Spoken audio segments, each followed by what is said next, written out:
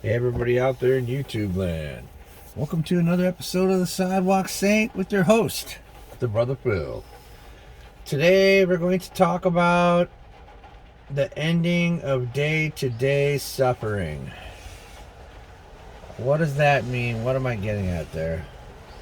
What exactly am I really trying to say? Well, to be specific, it's kind of like a good example would be you're sitting in the line at the store and your mind starts chattering about what's wrong with this person. They need to get moving along.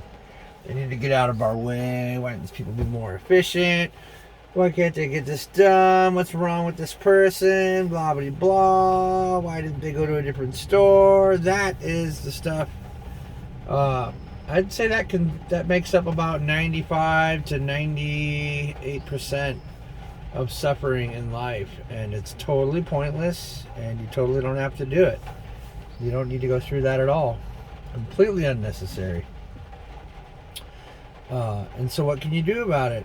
In that situation, you just want to witness what's going on. What does that mean? It doesn't mean you're watching the person that's slow. You are watching the thoughts that are rambling through your head. That's what you're going to do with that.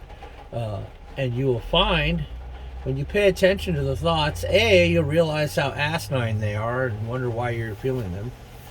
B, you render the thought helpless. You break it down. You render it inert.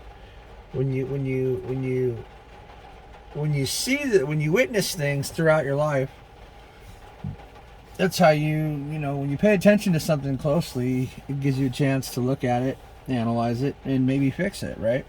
So you're seeing it, you're realizing it, and you're going to have the opportunity to realize why that thought is just so ridiculous, and why would you even be feeling that thought, right?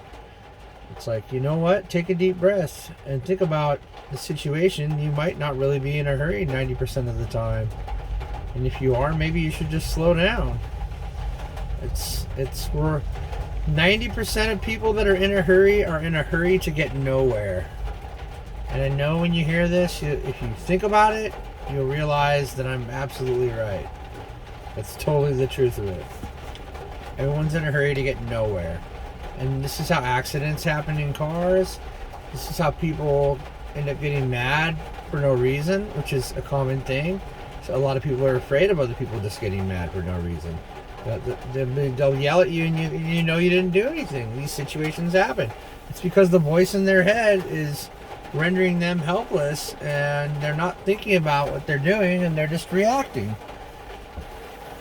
Now, reacting to things with no thought almost always comes out with a bad outcome. It's just almost 100% of the time. Another good example, a more extreme example, would be my wife. We just finished painting the house because we have two young boys, or they were younger back then, and they dominated our house with every writing utensil in the house and every wall, and it was just too much. And we ended up painting the house, and we just finished painting it. And our lovely youngest of two had decided to make a mural in the staircase. And I do mean mural. Must have been at least 15 different colors. I don't know what the picture was. There wasn't really a picture. It was just scribble. I think it was his attempt at getting more attention, which is, he doesn't lack attention. We pay plenty of attention to him, but he wants it all the time, 24 hours a day, like any kid would. Anyways, long story short, even though I've already made it long, my wife went absolutely borderline insane.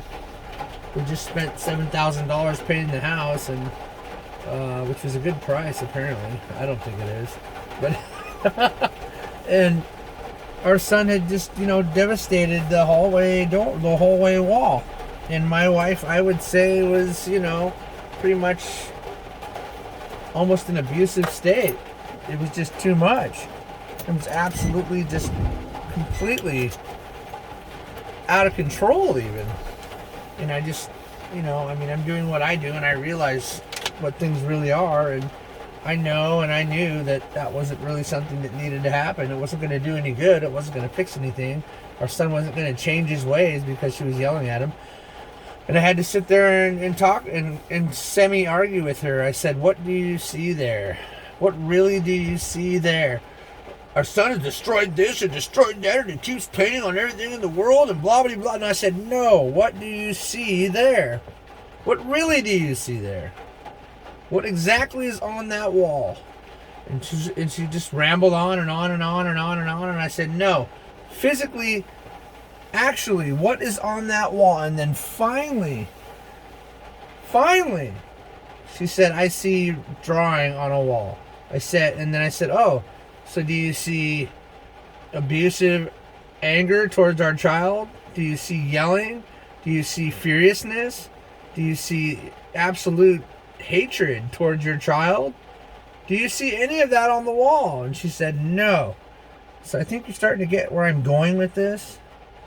It's the mind is adding all this trash to what otherwise isn't really that big of a deal. I mean, it sucks, but what are you going to do? The kid was like, my boy's 4 years old. He just wanted to draw on stuff. Kids do that. It's you see where I'm going with this? It's just, you're adding suffering to so many things that don't require suffering. And yes, there are some things in life that are just too damn much, and there's going to be suffering. And I have other videos to assist in that department as well. But what I'm saying is, this is 95% of daily suffering. You don't need to suffer at all. You can be completely peaceful, completely tranquil, and just render all this stuff inert just by paying attention to what you're really doing, what you're really saying. Stop. The second you see it. That's the secret. You saw it, so then you know you want to stop. You don't want to suffer for no reason. Why would you? It's ridiculous. Nobody wants to suffer, really, in their heart of hearts. Right? So you just stop and take a deep breath and just smile. And maybe even laugh. Laughing is the best one for sure. If you can laugh at yourself, laugh at the situation, and then the laughter might just be contagious in the whole entire row of people waiting in that line, and it just stops everything. And I've even used laughter when my wife gets a little out of control with the kids too, and it's absolutely a showstopper. Everyone just laughs and everything just becomes mellow. And anyways, you get where I'm going with this. So see what you're doing, watch what you're doing carefully, and be careful about what you're doing. You don't need to be getting mad. You don't need to be speeding. You don't need to get mad at everyone that's in front of you because they're going the speed limit, and that's 90% of when you get mad. Someone's not going slow, they're going the speed limit. You're the problem, not them. I'm the problem, not them, because I do that all the time. I'm not saying I'm perfect. I really have to control that traffic. I call it the traffic beast, if you want to call it anything. It's just, I mean, if someone's in front of you and they're not going 10 over, you're mad.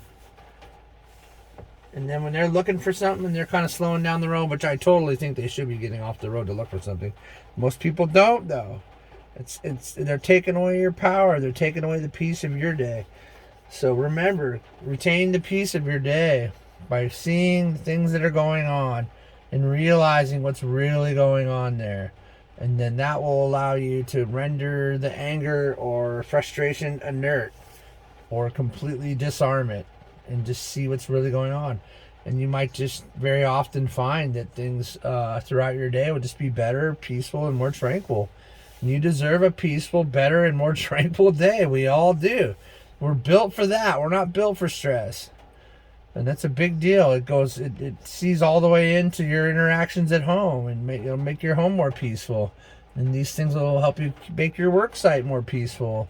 And in turn, that'll make the home situation and the work situation happier and better, and create better results in your work and in your day and in everything all around you. It's amazing.